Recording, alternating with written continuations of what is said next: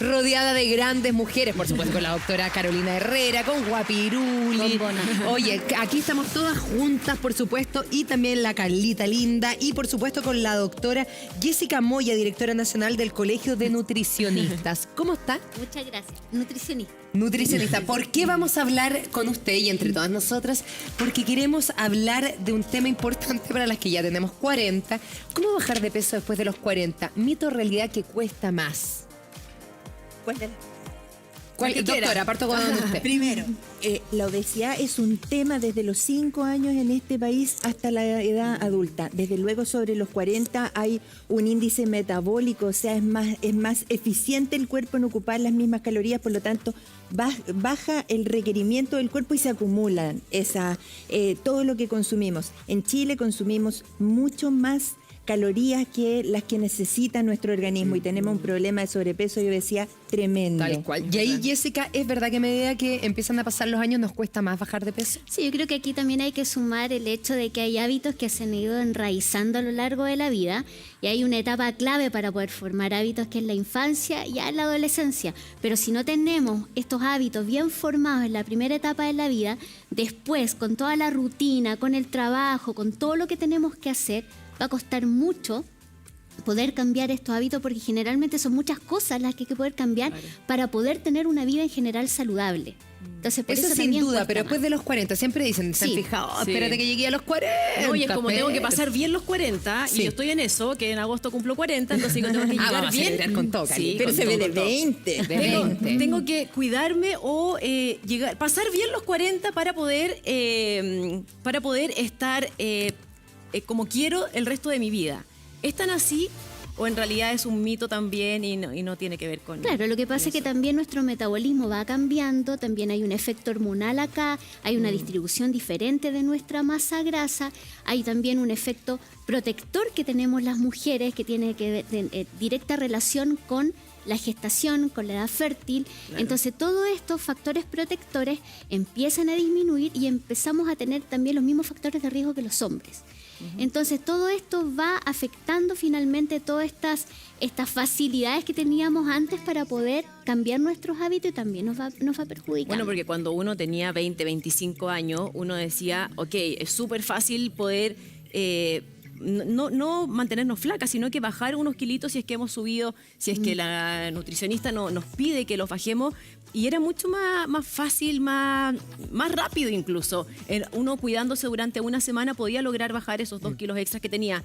Pero dejáis de comer pan y bajáis al así tiro, ahora. al tiro, claro. Pero, chao, los dulces y esas cosas y uno lograba bajar. Pero ahora se hace súper difícil. En Chile, después de que sales de cuarto medio, en Cambia 10 todo. años tienes 10 kilos más encima.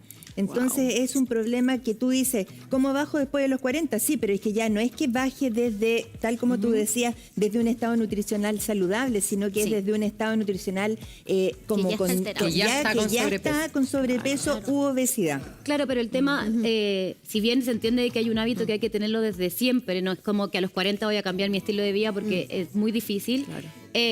Hormonalmente, lo que ustedes decían, científicamente sí se me va a hacer mucho más difícil a los 40 que a los 38. O sea, eso es un Exactamente. hecho. Y resulta ¿Para que, todas? claro, Y que tiene que Dani, ver con las hormonas sexuales también. tiene ¿no? que ver con las hormonas sexuales, pero también tiene que ver con que tú culturalmente ya tienes mucho más arraigado un estilo de alimentación, de nutrición, de vida, de ejercicios, que son los complementos, porque esto no es solo lo que comes, es también cómo gastas las calorías que consumes. claro. Mira, Ahora, lo que enseñó el economista recién, Sí, de cuánto tal debes, cual. cuánto gastas, cuánto tienes, es exactamente Pero lo yo mismo. quiero contar una experiencia. Yo soy bien saludable y deportista y todo, pero me pasó hace ya unos añitos, o sea, cuando cumplí como 40, cercano a los 40, que en la noche me dan ganas de comer chocolate. Ay, Como el Terrible. antojo. Y me doy el Claro. permiso de comer chocolates en la noche. Antes me daban al mediodía, ahora en la noche.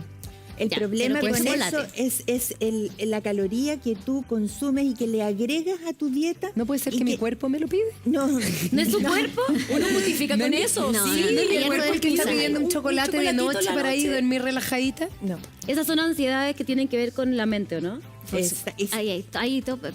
Hay todo un mundo de estudio que es el área de la psiconutrición que yo me especializo más, en donde tenemos que buscar todas esas raíces afectivas o en la historia de las personas para poder entender por qué tendemos a comer ciertos alimentos u otros. Ahora, particularmente esto que el cuerpo me lo pide, hay harto de excusa también. Y muchos malos hábitos que se escudan en esto. No, es que mi cuerpo me lo pide. Sí. Y el picoteo es algo que tú no tienes considerado, es como el gasto extra.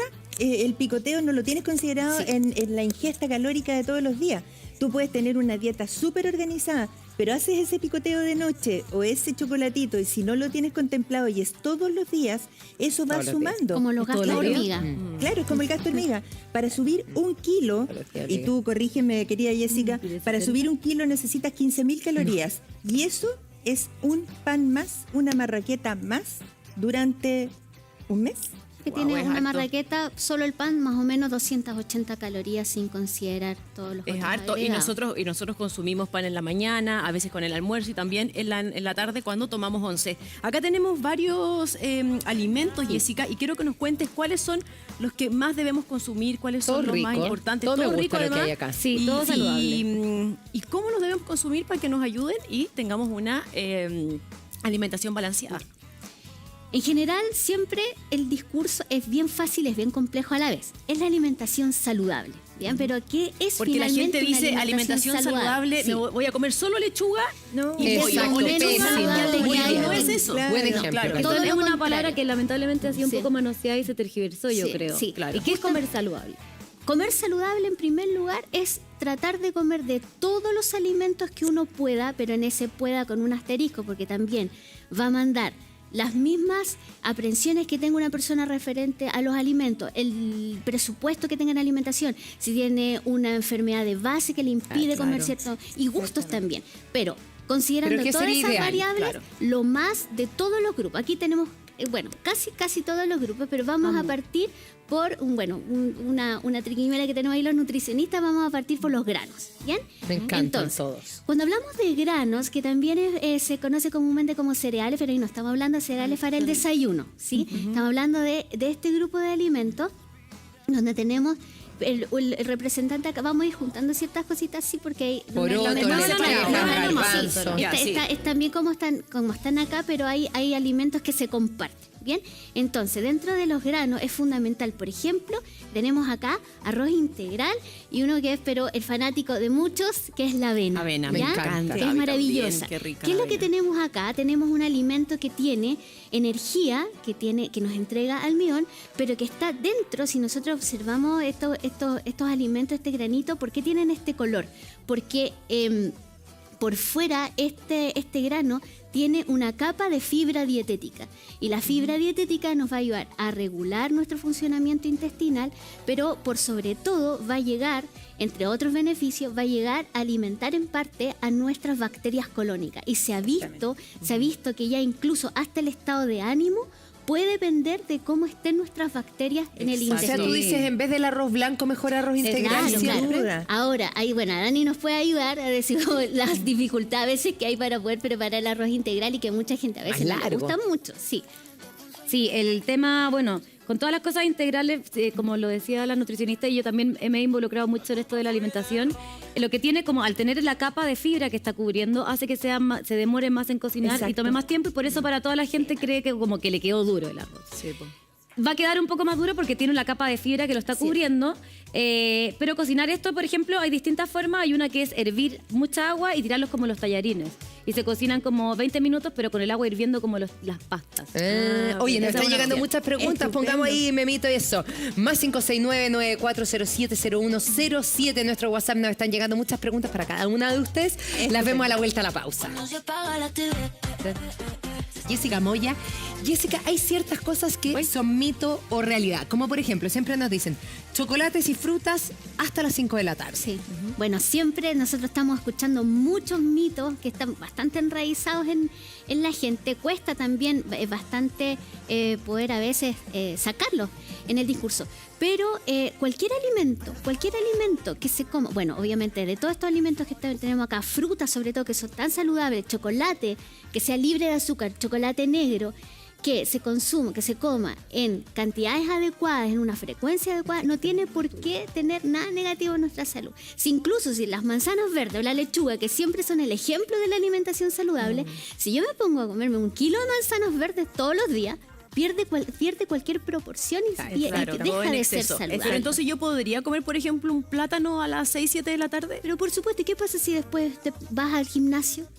Ah, claro, la gente Sale que a no tiene caminar, nada, todo, sería un es cambio. todo un tema de contexto, de ver cómo es la vida de cada persona y poder, claro, tener un plan de alimentación que sea saludable en general, pero también adaptado a lo que es nuestra vida en particular. Y familiar, porque familia, también así muchas es. veces tenemos que esperar que llegue nuestro marido, nuestros hijos, para poder compartir un ratito en Claro, familia. Entonces, es todas cierto esas son consideraciones que hay que tener para distribuir a lo largo del día en forma proporcionada los requerimientos nutricionales.